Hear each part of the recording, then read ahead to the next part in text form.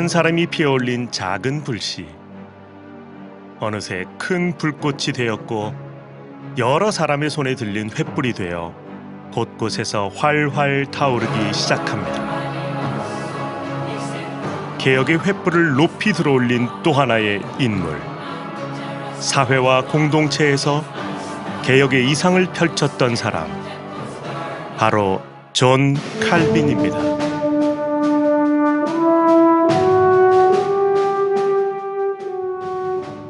(1509년 7월) 프랑스 노용시에서 태어난 존 칼빈은 부지런하고 신앙심 깊은 부모의 영향으로 평탄한 교육 환경과 경건 생활 속에서 유년 시절을 보냈습니다. 어릴 적부터 남다른 기억력으로 학문의 두각을 보였던 칼빈은 14살에 시작된 파리에서의 대학 교육을 통해 에라스무스와 같은 다양한 인물과 사상을 접할 수 있었습니다. 칼빈의 회심과 개종에 대한 자세한 기록은 없지만 1533년경 카톨릭에서 개종한 이후 많은 글과 저서를 통해 복음의 절대성과 하나님의 은혜에 대한 주장을 펼치기 시작하였습니다. 자, 영국에서 우리가 제네바로 넘어왔습니다. 이곳은 바스티유 공원이고요. 여기서 우리가 오늘 칼빈에 대한 이야기들을 좀 배우게 됩니다. 이게 설교를 하면서 모자를 벗어야 되는데 안 되겠죠? 네. 이 선글라스도 좀 벗어야 되는데 햇볕이 굉장히 강하게 비칩니다. 안 되겠죠? 네. 며칠 동안 그 영국은 날씨가 아주 우울했습니다. 여기 제네바에 오니까 굉장히 눈부신 날이라 너무 좋고요. 선글라스를 껴도 눈이 부실 만큼 좀 이해하고 봐주시면 좋겠습니다. 또 사실 저는 좀 가릴수록 괜찮습니다. 네. 켈빈에 대해서 이야기를 하는데 켈빈 혼자 어디에서 뚝 떨어진 사람은 아니고요. 영국의 위클리프에서부터 시작해서 쯔빙글리, 켈빈으로 내려오는 종교 개혁의 또 흐름이 있죠. 여기에 여러 인물들이 있습니다. 네 사람의 동상이 나와 있는데 켈빈도 있고 파렐이라고 하는 기욤 파렐, 또 베제 낙스, 우리가 익히 들었던 사람들의 인물이 있습니다. 이 제네바는 기욤 파렐이라고 하는 사람에 의해서 이 개혁이 일어났던 도시이고요. 파렐은 행동가였고 어떤 이론이 필요했던 것 같아요. 그래서 켈빈에게 부탁을 하게 되죠. 켈빈의 꿈은 이 제네바를 통해서 그가 실현하고자 했던 어떤 신정국가, 하나님이 다스리는 하나님의 통치가 있는 그런 도시를 꿈꿨던 것 같아요. 그래서 법을 만들었고요. 굉장히 엄격하게 적용하기 시작합니다. 종교 개혁이 일어나면서 그 로만 캐톨릭 교황권이 개혁자들을 이단이라고 하는 이름으로 많이 죽였습니다.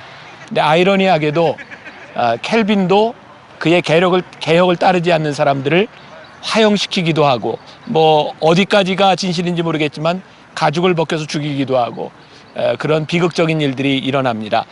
켈빈이라고 하는 인물을 통해서 한번 구현해 보려고 했던 이 제네바라고 하는 도시, 그리고 그것이 우리들의 삶에 적용한다는 것이 참 쉽지 않은 일이고, 또한 나에게 적용한 것을 다른 사람들에게 적용할 때 나올 수 있는 갈등에 대한 문제들, 이게 어디까지가 옳은가 그른가, 이런 문제들도 우리가 한번 살펴볼 수 있으면 좋겠다는 생각이 듭니다. 제가 이 종교개혁지를 돌면서 꿈꾸는 것 중에 하나가, 우리 하나가 무엇을 할 수는 없지만 우리가 새로운 이 한국교회의 새로운 개혁의 한 주춧돌 내지는 징검다리를 놓을 수 있는 그런 일을 한번 생각하면서 이 개혁지를 지나가면 좋겠다 하는 생각이 듭니다. 오늘 우리에게 주시는 하나님의 말씀은 디모데전서 2장 3절에서 5절 말씀입니다. 디모데전서 2장 3절에서 5절 말씀입니다.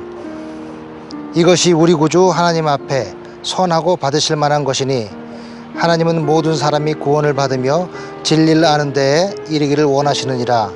하나님은 한 분이시요 또 하나님과 사람 사이에 중보자도 한 분이시니 곧 사람이신 그리스도 예수라. 아멘. 지난주에 이덕주 교수님의 말씀을 여러분들이 들으셨죠. 굉장히 인상적인 그런 이야기를 들었습니다. 그 중에 이런 이야기를 했어요. 미안하지만 김 목사님하고 나하고 이덕주 교수님은 개혁 못해요. 기억하세요? 이유는 나이가 너무 많다 그러시더라고요. 대개 개혁자들이 30대 초반 중반에 개혁을 일으켰다.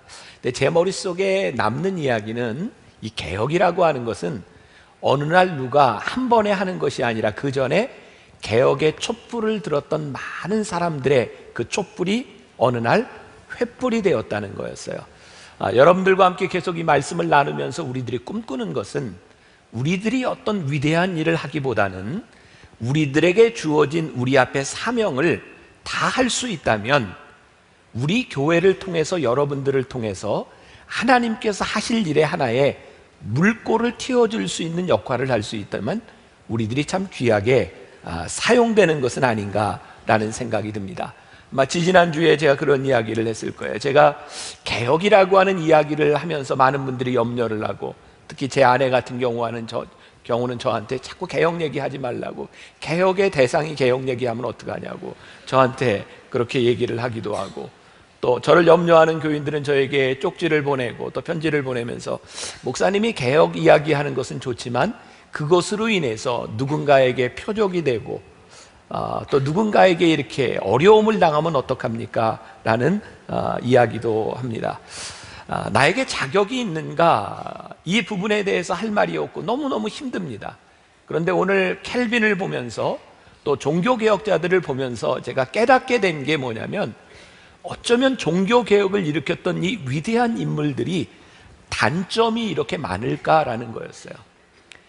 완벽한 사람들을 통해서 하나님이 일하셨던 것이 아니라 정말 단점이 많았던 사람들을 통해서 하나님이 일하셨어요.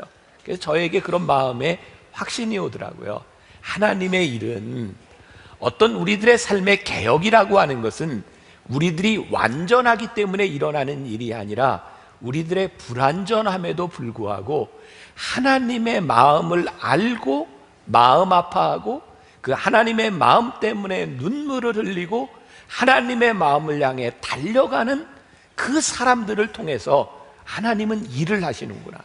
그러니까 오늘 우리들이 이 말씀을 들으면서 우리가 어떤 의나 우리들의 완전함에 대한 부분들이 아니라 하나님을 향한 우리의 마음, 그것이 촛불을 하나 켜는 것이라는 생각이 듭니다. 그저께 참 우리들이 염려했던 누군가의 표적이 되면 어떡하나, 어려움을 당하면 어떡하나 하는 일이 실제로 일어나게 되었습니다. 제가 무거운 이야기인데 가볍게 들으셔도 됩니다. 그제 어떤 신문사에서 저에게 연락이 왔어요. 김 목사님, 우리 신문사로 어떤 사람이 만나교회 비리와 김병삼 목사에 대한 비리를 제보했습니다 라고 신문사에서 저에게 제보를 해줬어요. 그래서 그 내용이 무엇인가, 그분이 저에게 그 문서를 가져다 주었어요. 아마 부족한 것이 많기 때문에 우리들이 경계하고 또 깨어 있어야 될 내용이기도 하지만 계속해서 읽다 보니까 좀 헛웃음이 나오는 이야기들도 많이 있는데, 예를 들면 이런 내용이 있더라고요. 만나교회 담임 목사가 교회에서 전횡을 휘두르기 위해서 만나교회 부목사들은 자격이 안 되는 목사들을 뽑았다. 그리고 장로를 뽑을 때 돈이 있거나 능력이 있는, 영향력 있는 사람들을 뽑지 않고, 장로님들 조금 기분 나쁘실지 모르지만 그래서 다 꼭두각시를 세워놓고 전횡을 휘두른다. 먼저 이런 이야기. 그 다음에 또 하나, 제가 늘 이야기하지만 저는 청빈한 사람은 아니지만 청렴하게 살려고 노력은 합니다 라고 하는데, 저의 사치스러움에 대한 것들을 또 이렇게 해서, 그 첫 번째가 제가 살고 있는 집이 9층의 펜트하우스에서 제가 살고 있는데 거실은 3개, 화장실은 5개, 그리고 100평이 넘는 곳에 이 펜트하우스에서 산다. 사실 저희 교회 9층은 참 아픈 이야기죠. 저희 교회 처음 건축을 하고 사택을 마련할 돈이 없어서 교육관이었던 것을 사택으로 고쳐서 쓰던 것이고, 한 5, 6년 전에 사택으로 다시 한번 리모델링을 했던 곳입니다. 저도 펜트하우스에서 좀 살고 싶습니다. 근데 왜 층마다 화장실도 있고 이런 얘기는 안 했는지 모르겠어요. 저희는 9층 층마다 화장실 다 있는데, 그리고 또 이런 이야기를 해서 65세 이후에 월 1,000만 원 이상을 받을 수 있는 연금을 들고 있다. 좀 들어주시면 좋겠어요. 또 우리 교회는 있지도 않은 에쿠스를 타고 다니면서 제가 카니발을 타고 다니는데 연예인들이 타고 다니는 리무진을 타고 다니고, 아반떼가 있는데 아반떼는 신형 아반떼다. 뭐 이런 거. 또 제가 부흥회를 다니면서 수억 원대의 돈을 모으고 있다. 네, 여러분들 아시겠지만 저는 밖에서 받는 모든 사례비와 주례비까지 다 교회 헌금으로 냅니다. 제가 가지는 것이 하나도 없습니다. 게다가 제가 요즘에 생활의 패턴을 좀 바꾸기 위해서 저희 교회에 있던 기사도 제가 쓰지 않고, 저와 함께 수행하던 목사님도 제가 쓰지 않고 조금 스스로 해보려고, 또 교회 예산도 줄여보려고 하는데, 기사를 쓰지 않는 이유가 기사가 저에 대한 비리를 고발하고 있어서 뭐 이렇게 또 안 쓴다, 뭐 이런 얘기. 게다가 이런 단서가 잡혀 있어요. 확인된 일은 아니지만 안마 시술소에 갔는데 왜 다른 목사님을 끌어들였는지, 왜 부산에 있는 홍민기 목사가 여기 들어갔는지 모르겠는데 함께 안마 시술소에를 들어가고 거액의 골프 내기를 했다는 확인되지 않은 이야기가 있습니다. 뭐 이렇게 해서 4장 넘게 이렇게 쭉 이렇게 썼어요. 그냥 웃고 넘어갈 수도 있겠지만 마음이 참 아프고 안 좋습니다. 그리고 이런 일들을 통해서 우리가 또 무슨 일을 당할지 모르겠구나라는 생각도 합니다. 제가 분명하게 여러분들에게 말씀드릴 수 있는 것은, 저는 청빈하거나 그런 사람은 못 됩니다. 그러나 적어도 우리 만나교회 목회를 하면서 깨끗하게 우리 만나교회에서 여러분들과 함께 이 사회를, 이 교회를 바꿀 수 있는 일을 하기 위해서 우리가 지금 개혁에 대한 말씀을 나누고 있는데, 여러분들이 함께 기도하며 정말 이 시대에 우리들이 하나의 물꼬를 뚫을 수 있는 그런 역할을 감당하면 좋겠다라는 생각이 듭니다. 이 켈빈의 이야기를 보면 그는 개혁가 행동가라기보다는 어떤 면에서 개혁가의 이대의 신학적인 그런 기틀을 놓은 사람이기도 합니다. 켈빈은 교회 개혁이 왜 필요하냐면, 바른 목회가 이루어지는 교회에서 하나님의 영광이 드러날 수 있다고 생각했기 때문입니다. 제가 요즘 제일 많이 생각하는 겁니다. 교회에서 우리들이 무엇을 하느냐, 그것이 중요한 것이 아니라 교회에서 하고 있는 일을 통하여 하나님의 영광이 드러나는가, 이것이 사실은 가장 중요한 기준이 아니겠는가. 그래서 켈빈은 조금은 엄격하게 규율을 지키도록 했고, 엄격하게 훈련을 강요하기도 합니다. 이 개혁주의의 이 엄격함은 주된 윤리가 되었지만, 한 가지 염려스러운 것은 이 엄격함이 또 하나의 율법주의로 빠지는 것은 아닌가. 그래서 우리들이 늘 긴장관계를 가지고 있어야 되는데, 하나님의 은혜와 이 은혜를 지키기 위한 율법 규범 사이에 자유함을 잃어버리지 않도록 우리들이 균형을 늘 가지고 있어야 되는 거예요. 뭐 이게 적절한 예가 될지 모르겠어요. 우리들이 자녀를 키우면서 은혜를 받고 신앙생활하는 부모의 마음에 신앙생활을 잘 하지 않는 자녀를 보면 마음이 많이 아파요. 그래서 우리 부모가 자녀들에게 너 예배 드려라, 성경 읽어라, 시간 지켜라, 계속해서 자녀들에게 이야기하는 것, 그것이 정말 자녀들의 신앙생활에 이로운 것인지, 아니면 우리들이 하나님의 은혜를 믿으며 그 아이를 놔두고 기도하는 것이 옳은지, 이것은 정답이 있는 것은 아니지만 우리들이 하나님이 주시는 은혜와 우리들이 지켜야 되는 규율 사이에 우리들이 이런 균형을 맞추는 일은 참 중요한 일이다. 이 켈빈도 보면 우리들에게 잘 알려져 있지 않지만, 그가 1557년 시편 주석에서 그의 회심에 대한 이야기를 하고 있습니다. 이렇게 쓰고 있어요. 무엇보다도 먼저 나 자신이 교황청의 미신에 매우 집요하게 밀착되어 있었기 때문에 그 깊은 나락에서 벗어나는 것은 쉽지 않았다. 그러나 하나님께서는 깨우침과 수용력으로 인도한 직접적인 변화를 통하여 나이가 들어 이미 제법 완고해진 마음을 변화시키셔서 개종하도록 인도하셨다. 여기에 직접적으로라고 하는 그 라틴어의 수비치아라고 하는 말을 쓰고 있는데, 이 켈빈은 하나님과의 직접적인 관계를 통해 그가 회심했다고 이야기를 합니다. 자, 저는 오늘 개혁을 이렇게 생각합니다. 어느 날 하나님께서 우리들 삶 가운데 직접적으로 들어오셔서 우리들에게 소명을 주시고 우리들의 마음에 열정이 일어날 때 그것이 개혁이다.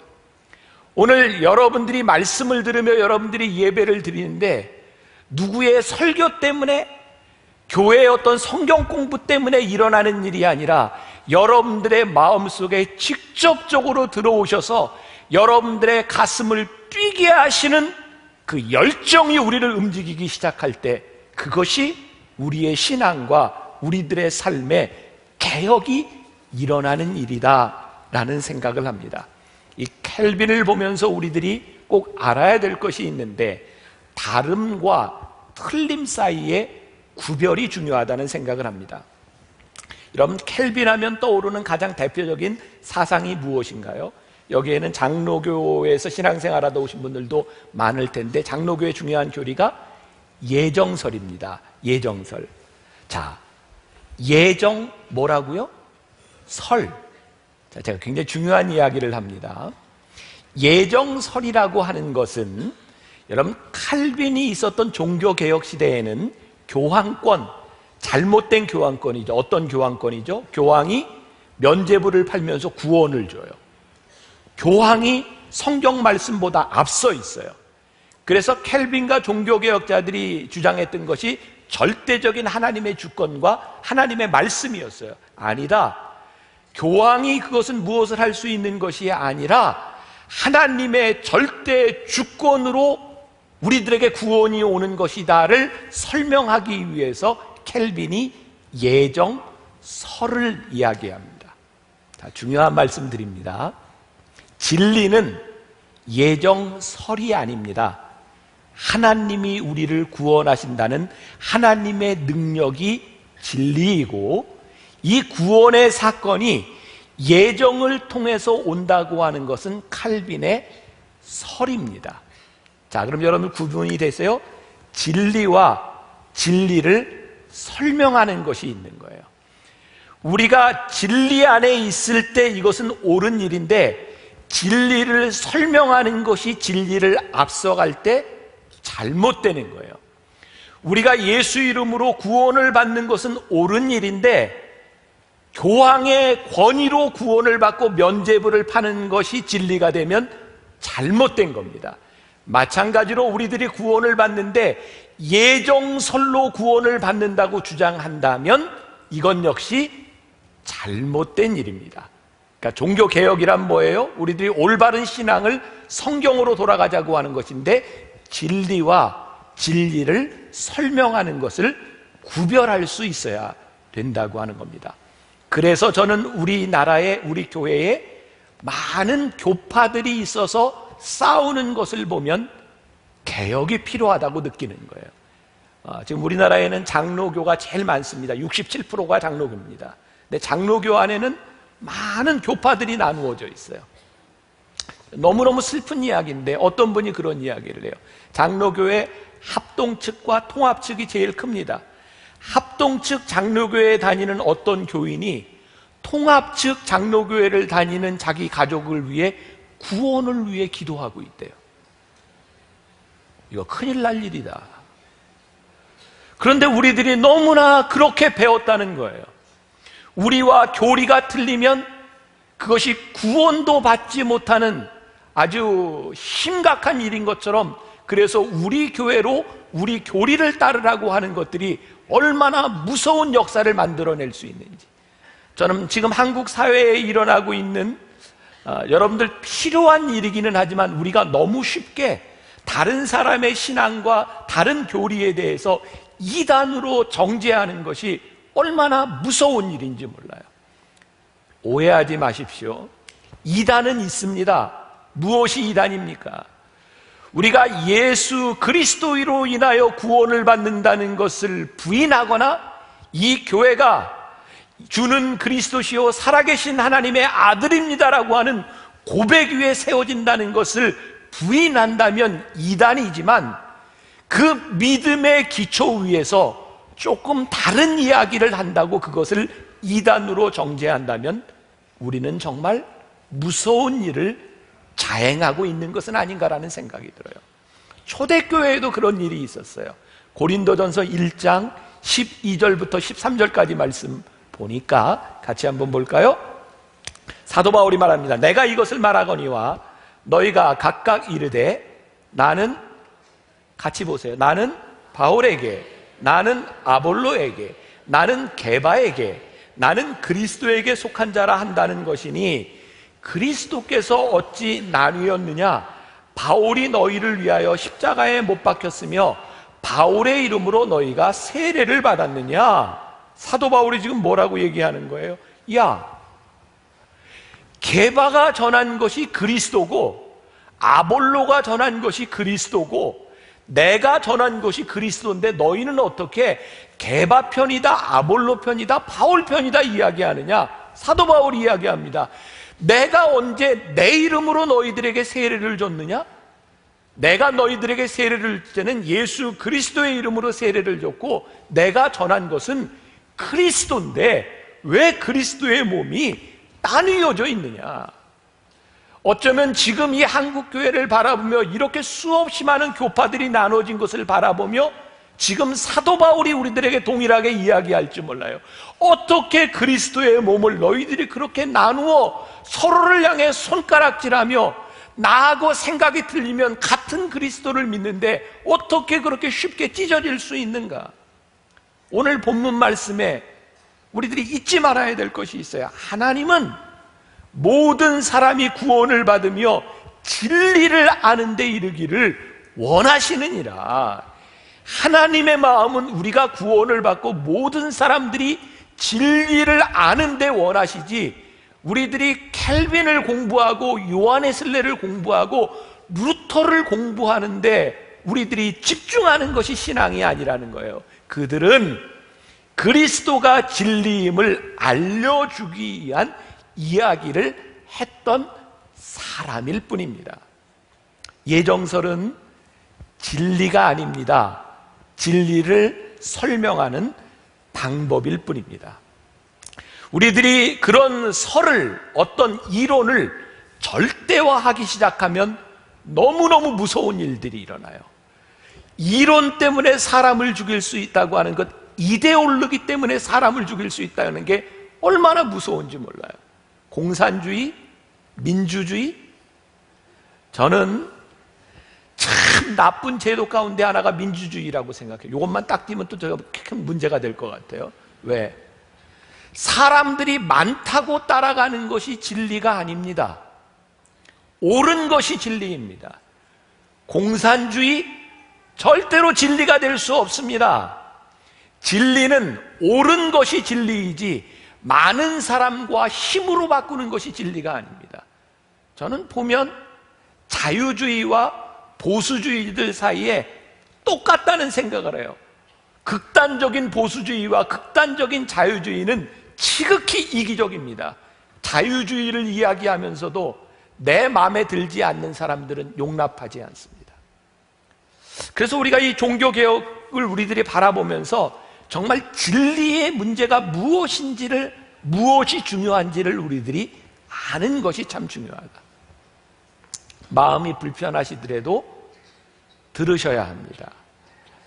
켈빈이 1541년 9월에 제네바에 들어와서 기욤 파렐이라고 하는 사람의 부탁으로, 그리고 제네바를 신정도시로 만들어 갑니다. 규율을 만들고 모든 사람들은 하나님 앞에 나와서 그들이 선서를 하고 그들이 지켜야 될 규율이 있습니다. 기록에 보니까 목사와 장로로 구성된 종교국은 직접 처벌은 할 수 없지만 권징은 할 수 있었다. 종교국의 권징은 세속 권력의 처벌로 그대로 이어졌다. 칼뱅은 종교국을 통해 신정정치를 구현했다. 그의 신정정치는 엄격했고 가혹했다. 처음 5년 동안 13명이 교수대에서 죽었고 10명이 목이 잘렸고 35명이 화형당했고 76명이 추방당했다. 오죽하면 감방마다 죄수로 가득 차서 간수장이 시당국에 단 한 명의 죄수도 더 받을 수 없다고 통보할 정도였다. 캘빈은 위대한 종교 개혁자입니다. 그는 하나님의 절대 주권과 예정서를 통하여 우리들이 진리를 알 수 있는 길을 만들어준 사람입니다. 그럼에도 불구하고 그것이 진리처럼 나와 생각이 같지 않은 것을 용납하지 못할 때 얼마나 무서운 일들이 일어날 수 있는가를 역사가 우리들에게 보여주는 거예요.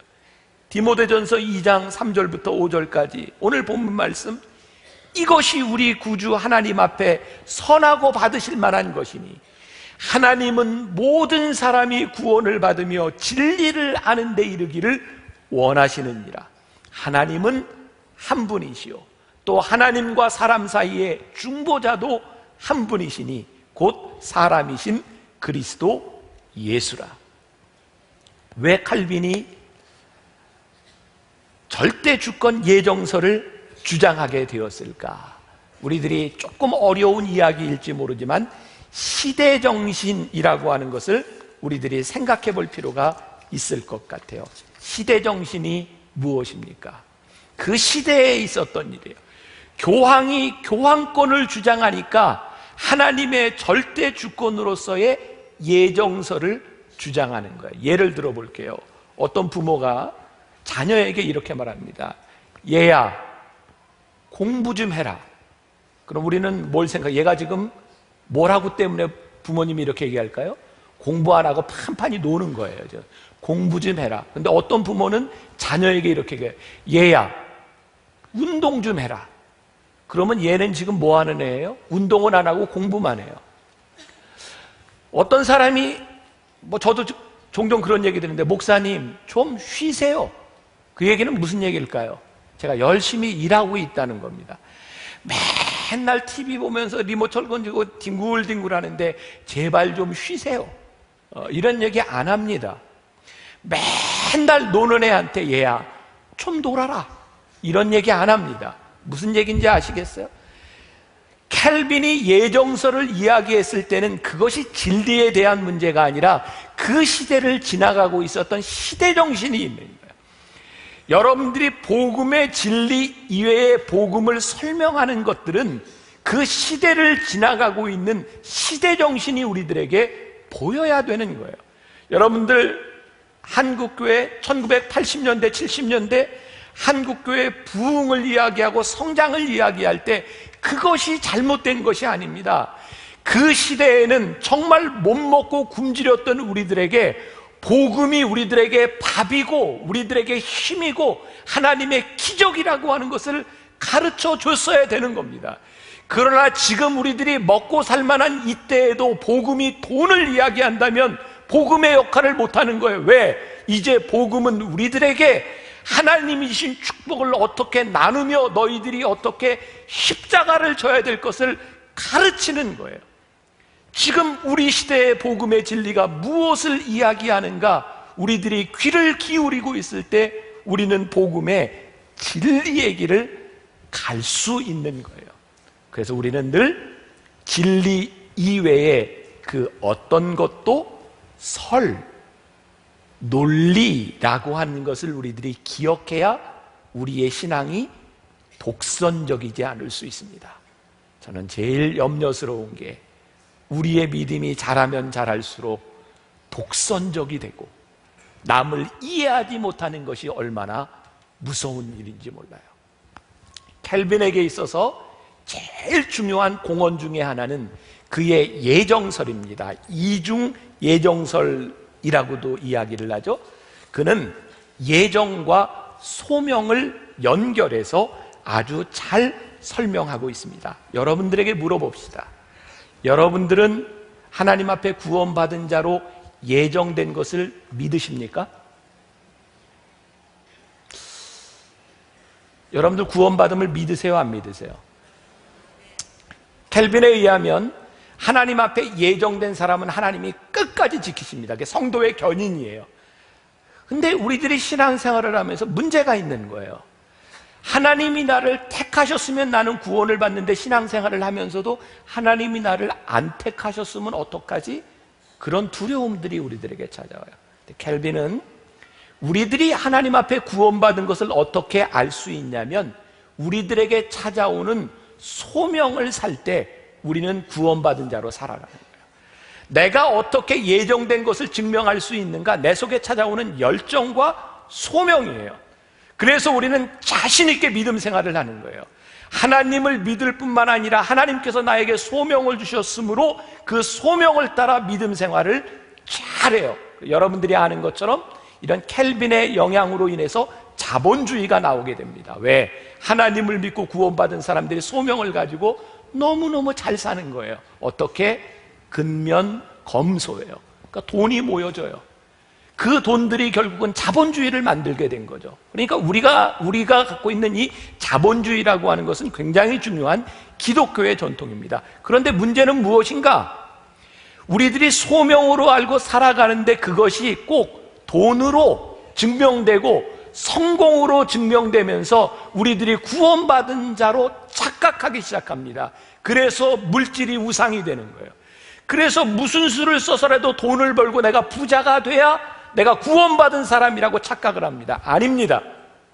우리가 소명대로 산다고 하는 것은 단순히 물질에 대한 문제가 아니라 우리가 구원받은 자로 소명자로 산다고 하는 것은 하나님 말씀에 헌신하여 우리들의 삶을 통하여 하나님의 영광이 드러날 때 우리들이 소명자가 되는 거예요. 그래서 우리들이 이 소명을 잘 이해할 필요가 있죠. 켈빈은 정말 지나치게 그의 소명에 헌신한 사람이었던 것 같아요. 그래 보면 켈빈은 하루에 서너 시간밖에 자지 않았대요. 하루에 딱 한 번 검소한 식사를 했대요. 그는 일을 하기 위해서. 그의 몸은 온갖 병을 달고 다니는 종합병원이었대요. 그럼에도 불구하고 4,000번이 넘는 설교를 하고 270회의 결혼주례를 하고 50회의 세례를 거행하고 죽을 때까지 수없이 많은 책을 썼습니다. 그가 너무너무 힘들 때 제자들이 말을 합니다. 좀 쉬셔야 되지 않겠습니까? 칼빈이 이렇게 말합니다. 주님께서 다시 오실 때 내가 게으름 피우고 있는 것을 보시면 어떻게 합니까? 칼빈은 자기 삶에 대해서 철저하게 소명대로 살았던 사람입니다. 그런데 문제는 무엇입니까? 그의 소명을 다른 사람에게도 똑같이 요구했다는 겁니다. 그래서 제네바에 살고 있는 사람 중에 자기처럼 살지 못하는 사람들을 용납을 하지 못했어요. 그래서 죄송하지만 켈빈의 전통을 가지고 있는 장로교회는 자꾸 갈라집니다. 이것은 그의 신학의 뿌리를 두고 있기 때문에 지금 장로교회가 우리나라에 몇백 개인지 몰라요. 얼마나 많이 갈라졌는지 몰라요. 왜? 나와 신앙이 같지 못하면 인정하지 못하는 것이기 때문입니다. 여러분들 그 예정설이 가지고 있는 그런 사람들이 이런 질문을 합니다. 예정설? 그러면 하나님께서 왜 선악과를 만드셨을까? 예정되어 있는데 선악과를 왜 만드셔요? 근데 켈빈은 이렇게 얘기합니다. 중요한 것은 선악과를 만들었느냐 안 만들어야 대한 문제가 아니라 오늘 복음 앞에 내가 응답하느냐 응답하지 않느냐에 대한 문제이다. 그리고 내가 복음 앞에 응답한다고 하는 것은 네가 소명자로 최선을 다해 살아가는 것이다. 그런 면에서 칼빈은 아주 중요한 공헌을 했습니다. 하나님을 믿는 자로서 소명자로서 최선의 삶을 살아갈 수 있도록 우리의 삶을 바꿔놓은 위대한 종교개혁자입니다. 자, 켈빈은 장로교의 예정설, 우리 교회는 감리교인데 감리교는 자유의지를 이야기합니다. 자, 좀 어려운 이야기인데 한 번쯤은 듣고 가야 되겠죠? 자, 시대정신이라는 이야기를 했습니다. 켈빈이 예정설을 이야기한 것은 절대적인 하나님의 주권, 교황권에 대해서. 요한 웨슬레가 종교개혁을 할 때에는 영국은 모든 나라가 국교회가 성공회로 되어 있던 이미 개혁이 된 나라였습니다. 그래서 그들은 의식에 치중해 있었어요. 그냥 예배를 드리면 돼요. 우리 다 구원받은 사람이에요. 다 하나님 믿으니까. 그래서 요 안에서 내는 인간의 자유의지를 중요하게 생각합니다. 내가 하나님 앞에 나아가는 너의 자유의지를 통해서 내가 하나님께 구원을 받는다. 네, 여러분, 저에게 일어난 일인데요, 제가 목사가 돼서 은혜를 받았잖아요. 제가 어느 날 기도원에 갔다가 도저히 그냥 내려오면 안 될 것 같아서 제가 제 아내한테 전화를 해서 짐 싸가지고 올라와, 나 도저히 못 내려가. 제가 결심하고, 누가 결심했어요? 제가 결심하고 기도방에 들어가서 제가 일주일 동안 누가 기도했어요? 제가 기도했어요. 그리고 제가 기도를 마치고 나오면서 제가 제 입술로 고백했어요. 하나님이 나를 너무너무 사랑하신다.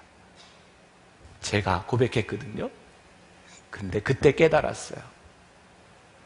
나는 내가 여기 와서 내가 이 골방에서 내가 기도한 줄 알았는데 하나님이 나를 부르시지 않았다면 나는 이 자리에 있을 수 없었구나. 내 의지가 한순간에 하나님의 예정으로 바뀌었어요. 여러분, 우리들이 하나님의 은혜를 고백하는 그 순간 내 의지도 예정도 중요하지 않아요. 우리가 하나님의 은혜 가운데 있다는 사실이에요. 우리가 자유의지다, 예정설이다, 침례다, 수세다, 이런 것을 가지고 우리들이 교리로 나눠진다고 하는 것은 어쩌면 우리 안에 하나님의 진리가 없다고 하는 말씀과 동일한지 몰라요. 하나님이 여러분들을 부르시고 여러분들이 하나님 앞에 소명자가 되는 그 순간부터 교리는 우리들에게 그렇게 중요하지 않아요. 그러나 여러분들에게 도전이에요. 여러분들을 부르시는 그 소명이 여러분들에게 있고 여러분들의 삶을 바꾸시는 직접적인 하나님의 은혜와 성령의 역사가 여러분들에게 있는가? 이것이 여러분들을 붙들어 줄 거예요. 소명, 여러분들을 부르시면 필연적으로 하나님의 영광으로 나타나야 돼요. 우리가 아무리 내 신앙이 옳다고 주장을 하고 내 논리가 옳다고 주장을 해도 하나님의 영광이 가리워진다면 그것은 옳은 일이 아닙니다. 우리들이 많이 하는 거 있죠. 할렐루야. 이거 반응이 없네요. 할렐루야. 이거 그냥 우리 너무너무 많이 하는 거예요. 할렐루야. 할렐루야. 지나가다 할렐루야. 우리 너무너무 쉽게 얘기합니다. 할렐루야는 하나님을 찬양합니다는 얘기예요. 내가 할렐루야라고 하는 말을 했을 때 그것은 그렇게 쉽게 할 수 있는 말이 아니라 할렐루야, 이 말은 오늘 이곳에 하나님을 찬양하며 하나님의 영광이 있습니다, 그 고백이고요. 여러분들이 아멘이라고 하는 말은 습관적으로 그냥 하는 말이 아니라 여러분들 마음속 깊은 곳에서 그렇습니다, 하나님, 이 말씀이 진리임을 내가 믿습니다, 그것이 아멘이고 그게 할렐루야예요. 어느 날 우리들이 너무 쉽게 할렐루야, 아멘을 남발하면서 하나님의 영광이 사라져버린 것, 그것은 모양만 남은 거예요. 진리와 핵심이 빠져버린 거예요.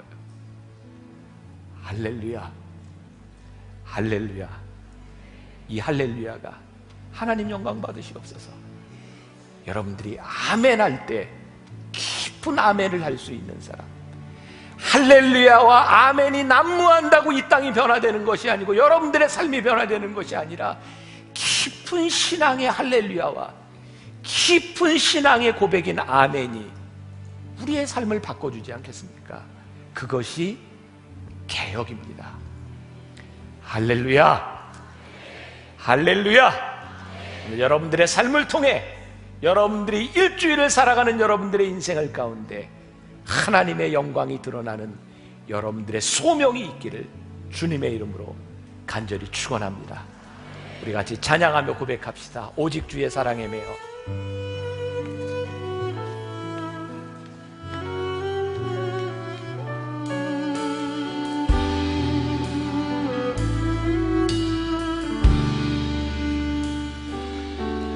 오직 주의 사랑에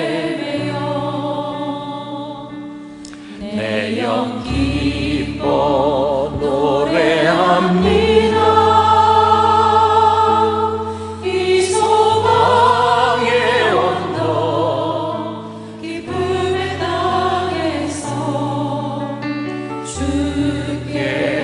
사랑 드립니다.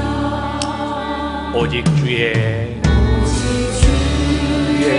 임재 안에 갇혀 내 영 기뻐 찬양합니다.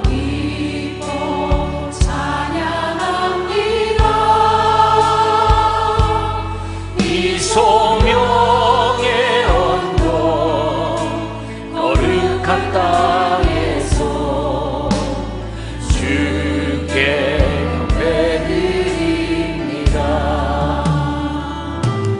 주께서 주신 모든 은혜 나는 말할 수 없네.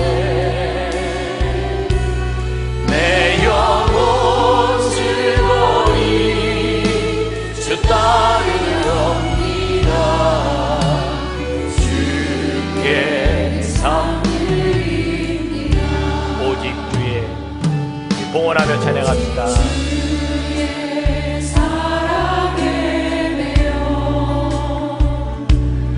내 영 기뻐 노래합니다. 이 소망의 언덕 기쁨의 땅에서 주께 사랑 드립니다. 오직 주의 임재 안에 갇혀 내 영 기뻐 찬양합니다.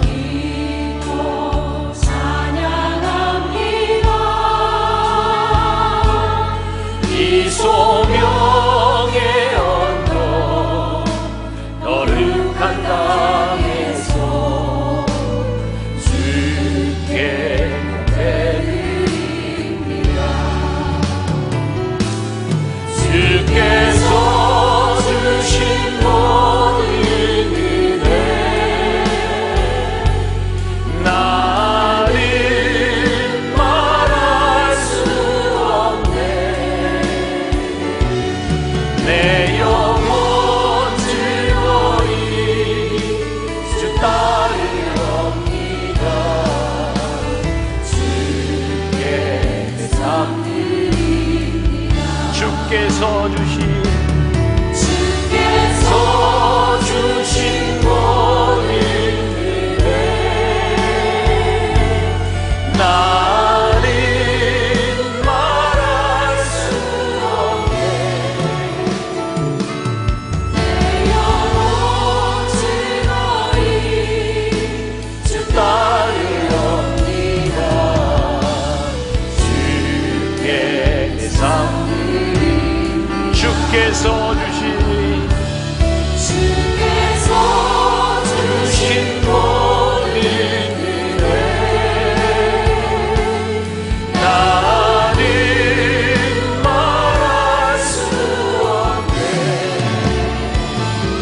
내 영혼 즐거이 주 따르렵니다.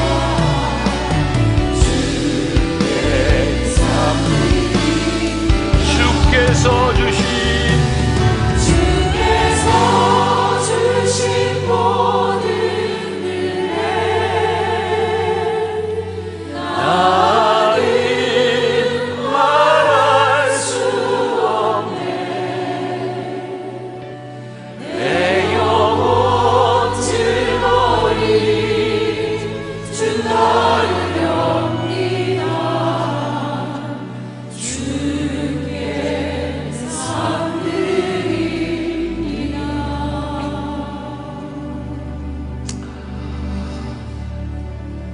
우리가 하나님의 마음을 알기를 원합니다.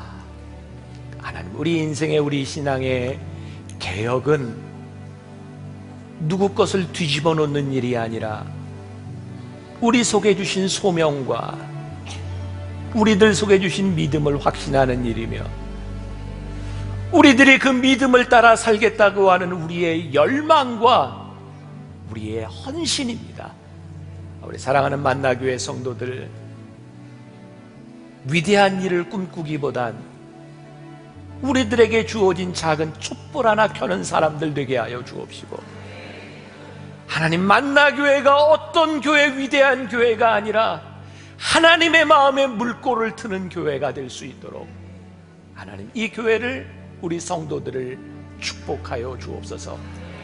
오늘도 하나님 앞에 드려진 귀한 예물들과 우리의 헌신들을 하나님 귀하게 받으시고 하나님 나라를 위하여 귀하게 쓰임받을 수 있도록 축복하시고, 우리 만나교회 성도들 이 땅 위에 살아가는 동안 물질 때문에 궁핍하여 범죄하지 아니하도록 하나님 하늘 문을 여시고 도우시고 축복하여 주옵소서. 지금은 우리 주 예수 그리스도의 은혜와 하나님 아버지의 무한하신 사랑과 성령의 인도하시니 하나님의 말씀을 부여잡고 우리 가슴에 주어진 뜨거운 소명을 부여잡고 이 세상으로 나가는 당신의 사랑하는 모든 백성들 위해 지금부터 영원까지 함께 하시기를 간절히 축원하옵나이다. 아멘.